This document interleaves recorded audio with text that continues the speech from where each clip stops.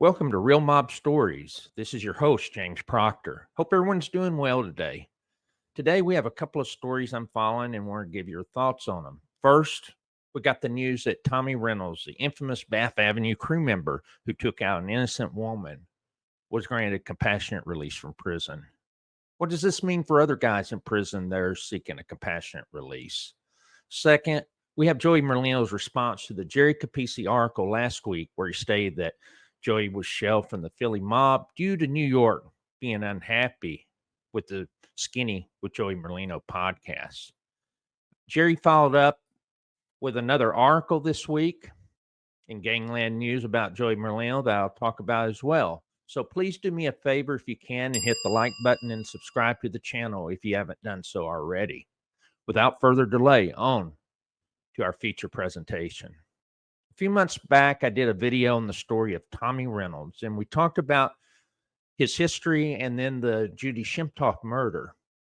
According to the Arizona Republic, Tommy Reynolds was involved in 6 different murders. And in the mob storybook that was written about Chris Pozziello, Tommy was described as a violent kid and a crackhead. We know he was dealing drugs while being part of the Bath Avenue crew. He also took part in the slaying of Paul Garino, a.k.a. Paulie G., who was a leader of the Bath Avenue crew. And we know that the end result for most of these Bath Avenue guys weren't good. You know, Joey Calco ends up flipping along with Jimmy Calandra. Fabrizio De Francisci is the only one of these kids to get made. And he just got out of prison himself. Chad Marks, who I've interviewed on the show before, he's a great guy. And he helps to get these guys out on compassionate release. He's an advocate for prison reform after being in prison himself almost 20 years. And he had been working on the Tommy Reynolds case for a few years now. And, you know, just to recap this Tommy Reynolds case, so the Judy Shemtov murder and the Paulie G murder, actually, they both happened in 1993 and 1994. And then in 2004, Tommy Reynolds admitted to the murder of Judy Shemtov and he pled guilty.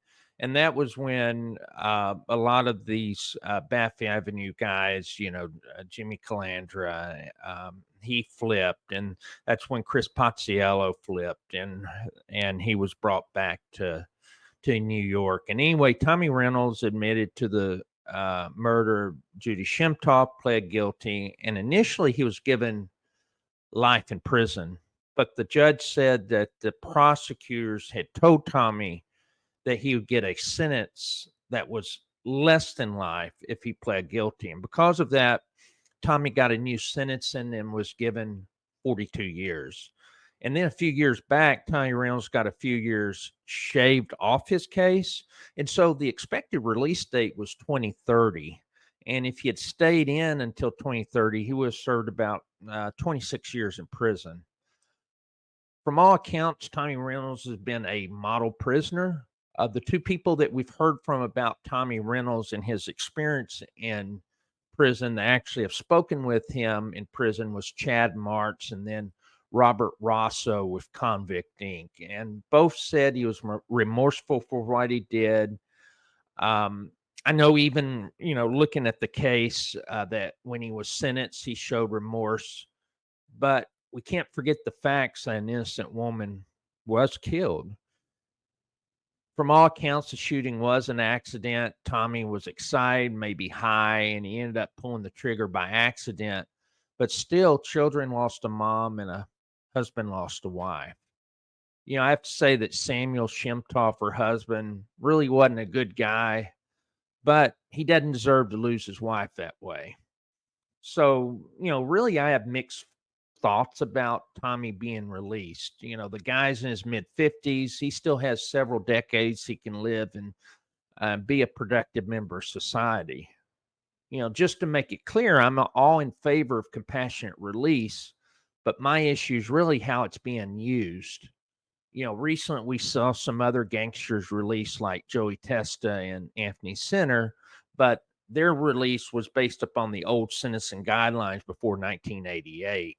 It wasn't based on compassionate release. So a life sentence before 1988 meant that you could petition for parole after 30 to 35 years. So Joey Testa and Anthony Center are in pretty good health, and they're in their 70s. But I don't want us to forget about these following guys who are in prison because they've been denied compassionate release and they have real health issues and they're of an age where they're no longer a danger. And, hopefully Tommy Reynolds will, stay on the, the right path. I'm a little surprised actually that he got released. I thought he would probably end up staying until closer to 2030, but I know that Chad Marks had really been working on this for a while now, and he felt pretty confident that Tommy would get out before 2030. But anyway, there's these other guys. Let's talk about them because I don't want people to forget about these other guys. So Bobby Manna. So Bobby Manna was a Genovese heavyweight close to Chin Gigante. He ran Jersey for the Genovese family. He is also the consigliere. And Manna's still alive, and he's going to be 95 years old in December. All efforts to get him out on compassionate release have failed. And I'll be honest with you, the real reason Bobby Manna's still locked up is that he pissed off the government. He served 35 years of his 80-year sentence. His original sentence, he was convicted of racketeering and conspiring to murder John Gotti, Gene Gotti, and Irwin Schiff. But the unpardonable sin for Bobby Manna was that the FBI revealed that Bobby Manna was involved in a murder plot to take out the judge on his case, who was Mary Ann Trump Berry. And also, supposedly, there was a plot against the U.S. Attorney Samuel Alito and Chief Prosecutor Michael Chertoff. So let's don't forget that Trump Berry is Donald Trump's sister, while Samuel Alito is now a Supreme Court justice, and Michael Chertoff ended up running Homeland Security during the George W. Bush administration. But when you're accused of threatening government jurists, things don't work out well. Look at Vinnie Basano. They said that he threatened to take out the prosecutor. But, the truth is Bobby Manna is no threat to anybody in 2024. I have no understanding why he should still be in prison at this point. Little Vic Musso. So Vic Musso turns 90 in November. He's been in prison for 32 years. And I have to admit that Vic Musso, he was very dangerous on the streets. And that duo of him and Gaspipe Casso, they were horrible. They were feared. They were horrible. They were nuts. And Musso has been involved or ordered something like 12 murders. He and Gaspipe Casso were using those two corrupt NYPD cops, Louis Ippolito and Stephen Caracappa, as personal hitmen. And civilians were actually targeted by Musso and Casso. Musso's not a good guy. Let's be frank about that. And in the request for compassionate release to Judge Block, Musso's attorneys talked about Musso's mental decline and ongoing health issues. However, Block said that the crimes Musso did were so bad that he can't ever get out. Also, although Musso's in bad health, according to Judge Block, there's no terminal diagnosis. And ironically, Judge Block is actually one of the more forgiving and lenient judges. We know about his love affair with Gene Burell and how he enabled Gene on numerous occasions, giving him break after break. But of all the older guys that are still in prison, Vic Musso might be the one guy I'm less inclined to give a compassionate release to. But at the same time, he's 90 years old and he's not a danger to anybody. And Vicarina. So the former Colombo acting boss he's just a shell of himself. He just turned 90 last month and he was convicted of racketeering, has one murder. He was given a life sentence plus 85 years in 1992. We know about Vicarina. He tried to take over the Colombo family from Carmine Persico. That triggered the Third Colombo War. But Arena spent 32 years in prison. And even in 2004, Arena tried to get a retrial, but that was denied. And this was based upon the conspiracy between Greg Scarpa Sr. and his FBI handler, Lindley DeVecchio. As we know, Vicarina, he became a Catholic Eucharistic minister while in prison.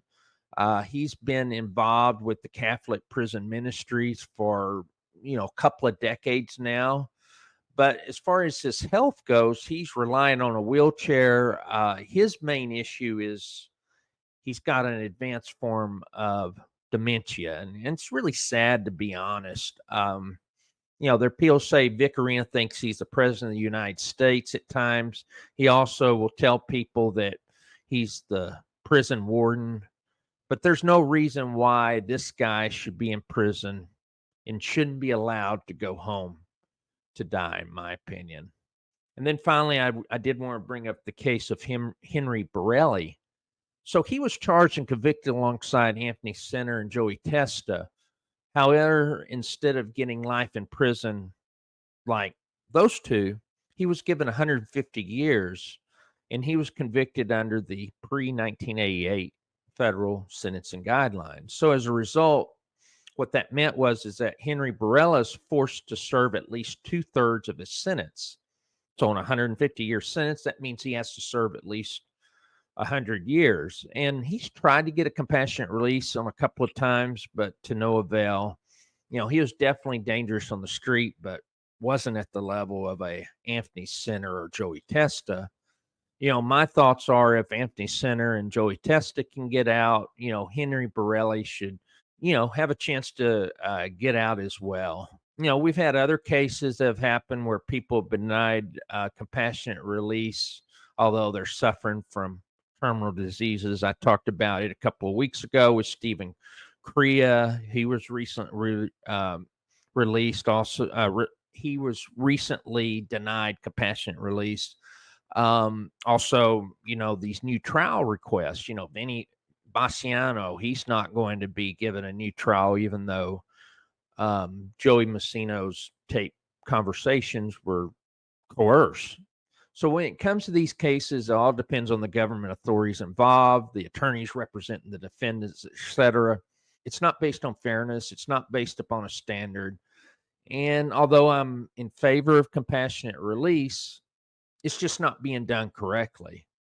The last thing I want to say on this is that none of these guys are good guys. Glamorizing mobsters is not something you'll see me do on this channel. However, they're human beings and they deserve to have a fair judicial process. And we need to have more common sense when it comes to compassionate release. Also, I'm looking at my comments, and several people are saying that Jimmy Calandra is going to be worried now since Tommy Reynolds will be getting out. But what's Tommy Reynolds going to do?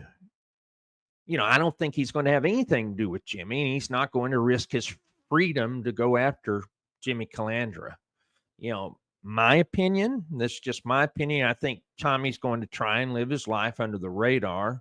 I don't expect to see him on YouTube or any of that, but, I could be wrong. That's just me. I just know if I had the same opportunity as Tommy Reynolds, I wouldn't want to live in the past, but I'd try to look forward and build a future. As I said, we shall see what happens. Let me know what you think about Tommy Reynolds getting released from prison. Do you think it was the right move, or should he have stayed in prison until 2030? Do you think he's really changed? And what do you see next for Tommy Reynolds? Next, let's go to Joey Merlino. So Jerry Capeci had that article last week where he stated that Joey Merlino had been shelved. It was due to New York being upset with Joey having the podcast. And we actually have some comments from Joey Merlino. I want to share those with you. Also, Jerry Capeci mentioned that George Borghese is the new boss of Philly. In this week's Gangland News, Jerry Capeci talks about that lifelong friendship between Joey Merlino and George Borghese. although they might be going in separate directions, their friendship is still intact. As I mentioned last week, what's there for George Borghese to be boss of? I just don't think the Philly mob is really doing much anymore. I don't even understand why Lorenzo Menino would be involved in any of this. It doesn't make any sense to me. But I know there's the talk about some sort of racket in one of the Pennsylvania cities. They want to do something around cart hauling, but this is 2024. I mean, what are you really going to do? I just think it's really stupid in the Gambinos if they are involved with the Philly mob. As far as Joey goes, I think he's been out of this since he got out of prison the last time. I don't think he's been boss for a couple of years. I don't have any proof of that, but that's my opinion. But anyway, here's a video short that Joey Merlino did this week where he responds to Jerry Capeci and also those people that think he can't go into New York. We just got off the plane. We landed in New York City. Look at this piece, Joe. We're in a Sprinter. My man Cheech. If you ever need a ride, call this guy. Look at this fucking piece. Mercedes, leather, TVs. It's got everything. Bar, whatever you booze, need, Danny's got. And we'll make sure we tag his profile so they can hit him up for a ride. Yeah, it's unbelievable. Look at this fucking joint. But we're in New York City. We could go anywhere. Fuck Jerry Capeci. I don't give two fucks about you. You love rats anyway.